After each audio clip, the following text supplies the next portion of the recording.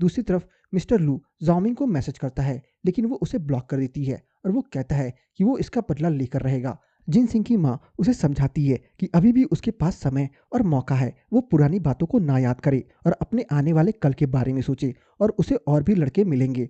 जाओमिंग के पास एक electric scooter company की एडवर्टाइजमेंट का ऑफर आता है, जिसके लिए वो तैयार हो जाती है। अगले दिन जब वो वहां जाती है तब उसे पता चलता है कि वो बिजनेस भी मिस्टर लू का है, और वो उसे वहां देखकर हैरान हो जाती है। इसके बाद मिस्टर लू उसका नंबर लेता है और फिर उसे ब्लॉक कर देता है और कहता है कि अब बदला पूरा हुआ। इसके बाद वो स्टोर मैनेजर को बुलाता है और उससे कहता है कि ये इन्फ्लुएंसर एडवर्टीजमेंट के लिए है। जाओमिंग की प्रमोशन के बाद स्टोर मैनेजर उसे एक स्कूटर गिफ्ट करता है, जिससे पाकर वो खुश हो जाती है। जिनसिंग हान टिंग के ऑफिस जाती है और उसके सेक्रेटरी से बात करती है कि उन्हें एक प्रिंटर चाहिए और इसमें उसकी मदद चाहिए। जब सेक्रेटरी पूछता है कि क्या इस बारे में बॉस को बताना है, तब वो मना कर देती है। लेकिन जिनसिंग को ये नहीं पता होता कि सेक्रेटरी हांटिंग से फोन पर बात कर रहा होता है और हांटिंग ये सब सुन लेता है। इसके बाद हांटिंग अपने सेक्रेटरी को कहता है कि वो जिनसिंग को उसके ऑफिस भेजे। जिनसिंग को जैसे ही पता चलता है कि हांटिंग ने उसकी बातें सुन ली है, वो परेशान हो जाती है।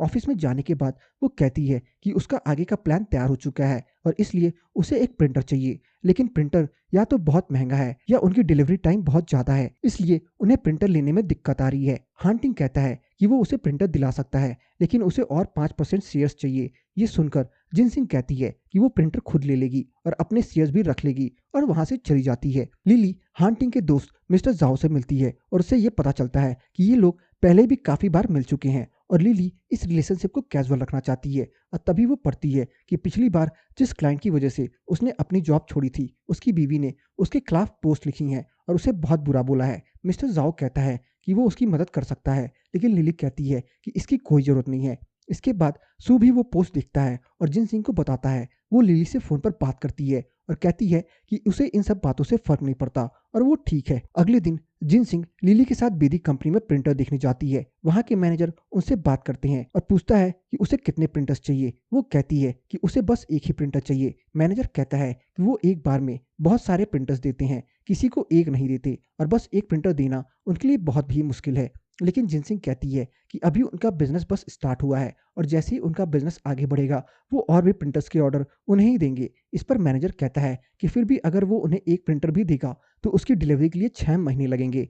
जिनसिंग कहती है कि इसमें तो बहुत समय लग जाएगा। इसके बाद वो लिली से कहती है कि अब वो वापस जाकर अपने बॉस को डोंगयांग मेडिकल में बताएंगे कि उन्हें प्रिंटर नहीं मिला। मैनेजर पूछता है कि क्या वो डोंगयांग मेडिकल से हैं, जिस पर जिनसिंग बताती है कि हाँ, उनका इन्वेस्टर मिस्टर हान है। जिस पर वो बोलता है कि फिर तो उनका बिजनेस बहुत ही अच्छा होगा और कहता है कि उसे अपने बॉस से बात करनी होगी। फिर वो उनसे कहता है कि अभी वो एक ऑन गोइंग ऑर्डर से उन्हें प्रिंटर दे सकता है। इसके बाद जिनसिंग कॉल करने के लिए बाहर जाती है। तब लिली मैनेजर से बात करती है कि क्या उन्हें और डिस्काउंट मिल सकता है। मैनेजर कहता है कि वो पहले ही किसी और के ऑर्डर से उन्हें एक प्रिंटर दे रहा है और ऐसे में और डिस्काउंट नहीं दे पाएगा।